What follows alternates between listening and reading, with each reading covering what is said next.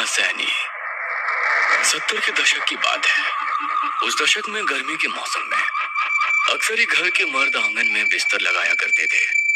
लेकिन जैसे ही मौसम करवट लेता, आंगन और छत दिन ढलते ही सुन पड़ जाते। नवंबर का पहला सप्ताह था।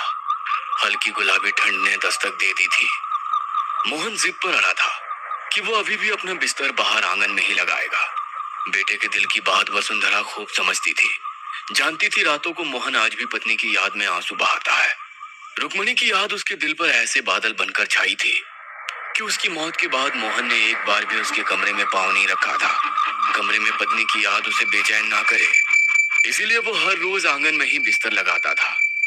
रात्रि का तीसरा पहर रहा होगा। कुंडापुर गांव में अपने दालान में चारपाई बिछाए मोहन गहरी नींद के आगोश में समाया हुआ था।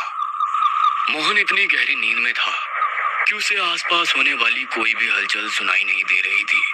नींद में उसे अचानक एहसास हुआ कि जैसे किसी ने उसका नाम लेकर उसे पुकारा है। एकाएक ही उसकी नींद टूटती है और वो घबरा कर उठकर बैठ जाता है। मोहन को बाहर आंगन का दरवाजा पीटने की लगातार आवाज सुनाई दे रही थी। इतनी रात को कौन आ गया जो ऐसे दरवाजा पीट रहा है? अरे माँ की तो बड़ी कच्ची नींद है। जरा